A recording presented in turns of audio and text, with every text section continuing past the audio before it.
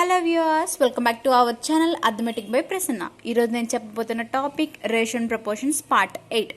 ఇప్పటి వరకు నేను పార్ట్ 7 వరకు సమ్స్ చెప్పాను. ఒక్కొక్క దాంట్లో ఒక్కొక్క డిఫరెంట్ మోడల్ ఉంటుంది. మీరు కనుక ఆ వీడియోస్ చూడనట్లయితే ఒకసారి వెళ్ళి చూసేయండి. అండ్ రేషన్ ప్రపోర్షన్స్ పార్ట్ 8లో ఫస్ట్ క్వశ్చన్ చూద్దాం. 85 kgs of a mixture contains milk and water in the ratio 27:7. How much more water is to be added to get a new mixture containing milk and water in the ratio 3:1? అంటే ఒక mixture ఉంది. 85 kgs of మిక్స్చర్లో milk and water అనేది 27:7 రేషియోలో ఉంటే కొంత వాటర్ని మనం యాడ్ చేసినట్లయితే ఆ కొత్త రేషియో అనేది 3:1 ఉంది. అయితే మనం ఎంత వాటర్ని యాడ్ చేసామనేది ఇక్కడ అడుగుతున్నాడు. మిక్స్చర్ అనేది ఓవరాల్గా ఎన్ని కేజెస్? 85 kgs, right? సో 85 kgsలో మిల్క్ అండ్ వాటర్ యొక్క రేషియో ఎంత? మిల్క్ ఈజ్ టు వాటర్ యొక్క రేషియో ఎంత? 27:7, రైట్? అయితే కొంత ఈ వాటర్కి ప్రజెంట్ ఉన్న 7 రేషియోలో ఉన్న వాటర్కి ఎంత వాటర్ని యాడ్ చేస్తే ఆ రేషియో అనేది 3:1కి ఈక్వల్ అవుతుంది అని మనల్ని ఫైండ్ అవుట్ చేయమంటారు. దట్ మీన్స్ వాటర్ అనేది ఎంత యాడ్ చేస్తామో ఫైండ్ అవుట్ చేయాలి. ఇప్పుడు వాటర్ని ఎంత యాడ్ చేస్తున్నామో ఫైండ్ అవుట్ చేయాలి అంటే ఫస్ట్ అసలు ఈ మిక్చర్లో ఎంత వాటర్ ఉందో మనం కన్సిడర్ చేయాలి. సో అలాగే మిల్క్ కూడా మనం ఫైండ్ అవుట్ చేయాలి. ఫస్ట్ మిల్క్ చూద్దాం. మనం ఇలా ఓవరాల్గా కేజెస్ ఇచ్చి అండ్ రేషియోస్ ఇచ్చి మనకి ఏమైనా 2 క్వాంటిటీస్ కనుక ఫైండ్ అవుట్ చేయమంటే ఎట్లా చేస్తాం? ఫస్ట్ అది ఎంత ఉంది? 27 డివైడెడ్ బై హోల్ పార్ట్ ఎంత? 27 + 7 అంటే 34 ఇంటూ 85. సో క్యాన్సిల్ అవ్వడానికి ఇందులో ఏమీ క్యాన్సిల్ అవ్వదు. I mean A table cancel అవ్వదు. సో మనం డైరెక్ట్గా రాసేసుకుందాం. ఇది వచ్చేసి 85 కదా. ఒక కేసు చూసేయండి. ఇక్కడ 34 అలాగే 85 అనేది 17 టేబుల్లో ఇది 5 టైమ్స్, ఇది వచ్చేసి 2 టైమ్స్. సో 27 × 5 అంటే 135/2. పార్ట్ అనేది ఏంటిది? మిల్క్ ఉంది ఆ మిక్స్చర్లో. అయితే వాటర్ ఎంత ఉందో మనం ఫైండ్ అవుట్ చేయాలి. వాటర్ ఎంత ఉందో ఎలా ఫైండ్ అవుట్ చేయొచ్చు? ఈజీగా ఓవరాల్ దాంట్లోంచి మిల్క్ తీసేస్తే మిగిలింది వాటరే కదా. So 85 - 135 divided by 2. సో దీనికి ఎల్సిఎం చేస్తే 85 × 2 - 135 divided by 2. So 10 1 16 17 - 135 divided by 2 is equal to answer 35/2. ఇది వచ్చేసి ఏంటి? ఇది వాటర్. అయితే ఈ ప్రజెంట్ ఉన్న వాటర్కి ఎంత యాడ్ చేస్తే 3:1 రేషియోకి ఈక్వల్ అవుతుంది అన్నాడు. సో అప్పుడు మనం ఏం చేస్తాం? ఈ వాటర్కి యాడ్ చేసే వాటర్ అనేది మనం ఎక్స్ అనుకుందాం. సో మొత్తం ఓవరాల్గా మిక్స్చర్ ఆఫ్ మిల్క్ యొక్క మొత్తం ఓవరాల్గా 85 kgsలో మిల్క్ ఎంత క్వాంటిటీ? ఇంత క్వాంటిటీ. మనకి ఇచ్చిన రేషియో ఏంటి? 3:1 అంటే మిల్క్ బై 1 ఈజ్ 2 అంటే దాని మీనింగ్ బై కదా. సో 3/1. సో 3 అనేది ఏంటి? మిల్క్ యొక్క original quantity. That means 85 kgs మిక్స్చర్లో మిల్క్ అనేది ఎంత ఉంది? 135 డివైడెడ్ బై 2 అదే వేసాం. Okay, next one. Water quantity అనేది 35/2. కానీ ఇక్కడ మనం సమ్ వాటర్ని యాడ్ చేసిన తర్వాత వచ్చిన రేషియో ఇది, రైట్? సో సారీ, ఇక్కడ క్లమ్జీనెస్ అయిపోతుంటుంది.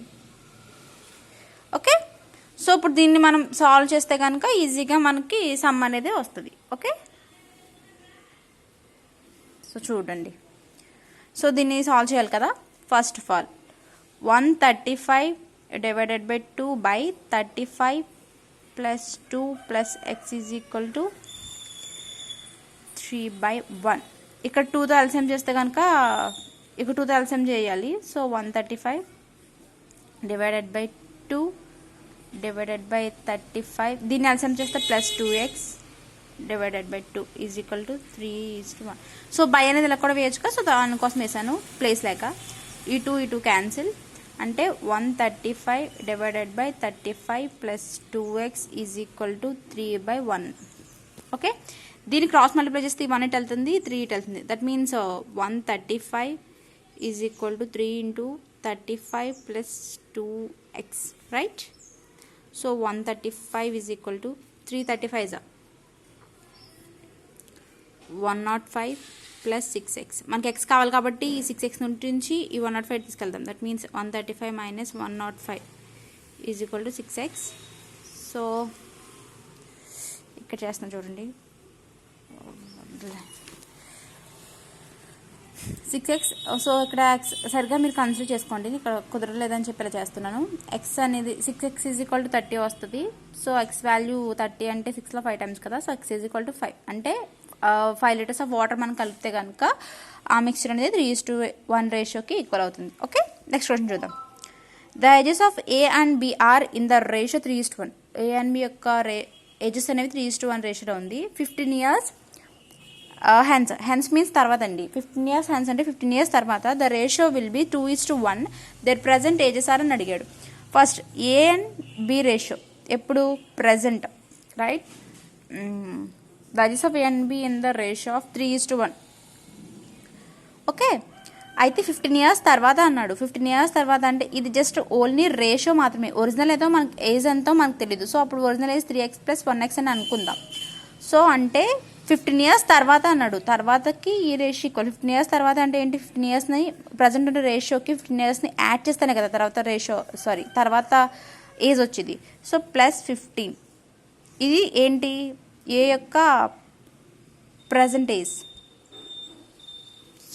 ప్రజెంట్ ఏ యొక్క 15 ఇయర్స్ తర్వాత ఏజ్, అలాగే బి యొక్క 15 ఇయర్స్ తర్వాత ఏజ్ 1x + 15, రైట్? వాడు ఏమి ఇచ్చాడు? ఈ రేషియో అనేది 3:1కి ఈక్వల్ అన్నాడు. అంటే 3x + 15 divided by x + 15 is equal to 2/1. Cross multiplication చేస్తే 3x + 15 2 × x + 15 3x + 15 is equal to 2x. 2 15 = 30. So x ఇటు వెళ్తుంది, 15 వెళ్తుంది. 3x - 2x is equal to 30 - 15. 3x నుంచి 2x తీస్తే x ఈజ్ ఈక్వల్ టు 15. ఇదేంటి? జస్ట్ x వాల్యూ వచ్చింది. వాడి యొక్క ప్రజెంటేజెస్ అన్నాడు. ఏ ప్రజెంటేజ్ అనేది మనం ఎంత అనుకున్నాం? 3x అనుకుందాం. బి ఏ ప్రజెంటేజ్ ఎంత అనుకున్నాం? x అనుకుందాం. వాడు ప్రజెంట్ A అండ్ B రెండు రేషియోల యొక్క ప్రజెంటేజ్ అడిగాడు కాబట్టి x వాల్యూ 15. దట్ మీన్స్ ఏ యొక్క ఏజ్ ఎంత?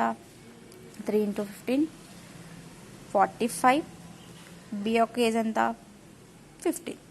ఓకే, నెక్స్ట్ క్వశ్చన్ చూద్దాం.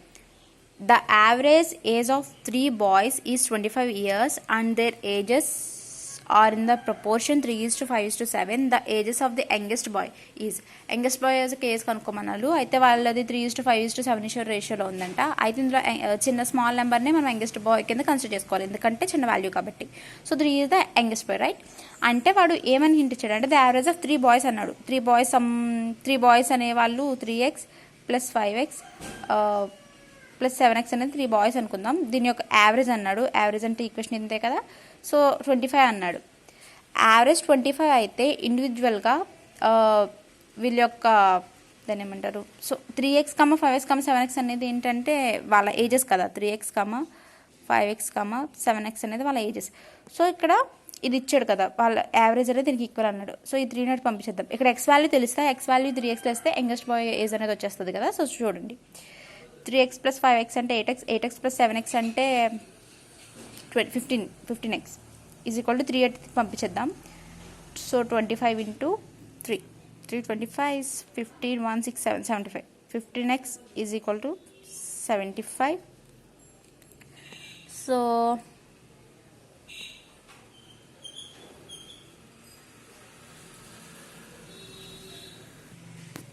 1575 5 టైమ్స్ అంటే x is equal to 5. x value వచ్చింది. ప్రజెంట్ ఏజ్ మనకు కావాలి, యంగెస్ట్ బాయ్ ఏజ్ కావాలి. ఇందులో యంగెస్ట్ ఏంటి? 3x.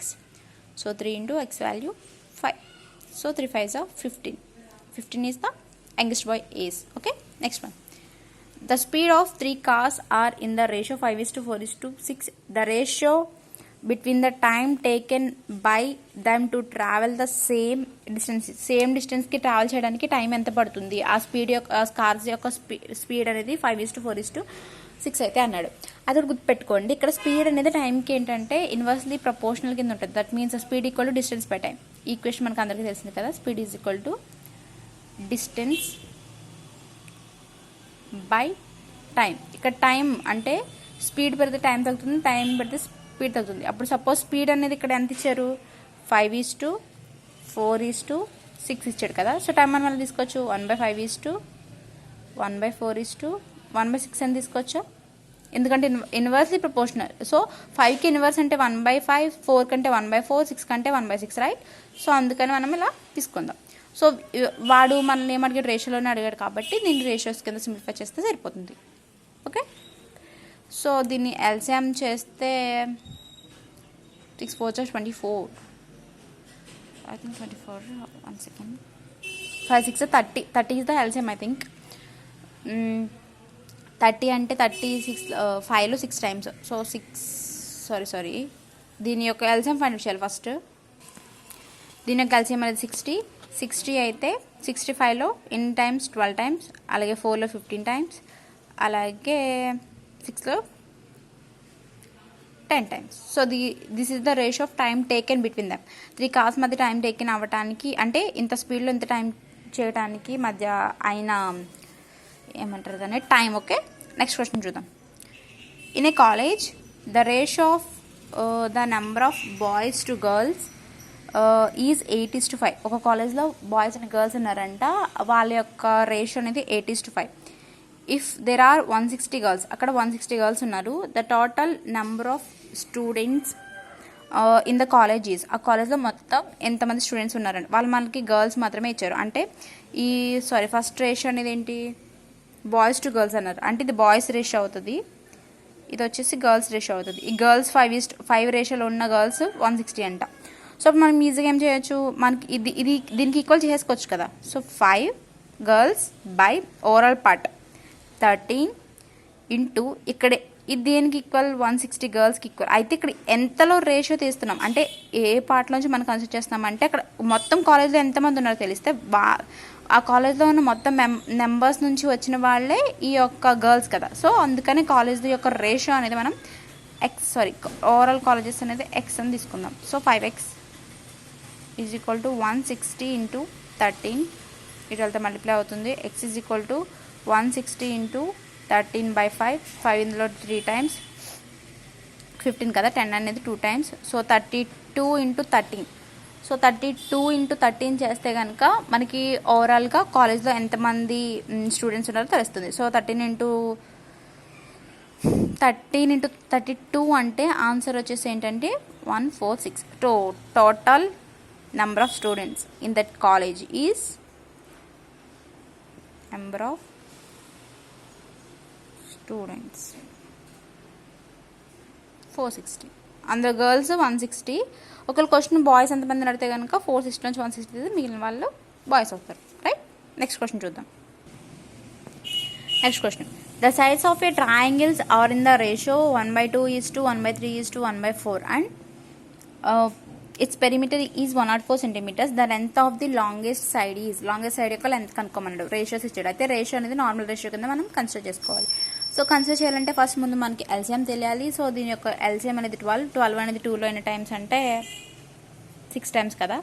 సో 6:4:3, 12 ఎల్సిఎం అయితే 12 2లో 6 టైమ్స్, 3లో 4 టైమ్స్, 4లో 3 టైమ్స్. ఓకే, సో మనకి లాంగెస్ట్ అడిగాడు. లాంగెస్ట్ అంటే ఏంటి, 6 ఈజ్ ద హైయెస్ట్ వన్ కదా, బై ఓవరాల్ కన్సిడర్ చేస్తే 13 ఇంటూ 104, రైట్. సో 13 అనేది 104 ఎన్ని టైమ్స్ అంటే 8 times. 6 is the 48 centimetres is the longest side 1. Okay, next question చూద్దాం.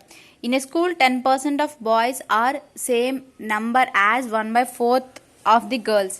What is the ratio of boys to girls in that school. అయితే వాడు ఏమన్నాడు అంటే 10% ఆఫ్ బాయ్స్ అన్నాడు. అంటే 10% అంటే మీకు ఏం చెప్పాను, ఇంటూ బై 100 ఇంటూ బాయ్స్ అంటే బీ అని అనుకుందాం, కన్సిడర్ చేసుకుందాం. దీది దేనికి ఈక్వల్ అంట, 1/4 ఆఫ్ గర్ల్స్కి ఈక్వల్ అంట. సో దీని యొక్క రేషియో అనేది ఫైండ్ అవుట్ చేయమన్నాడు.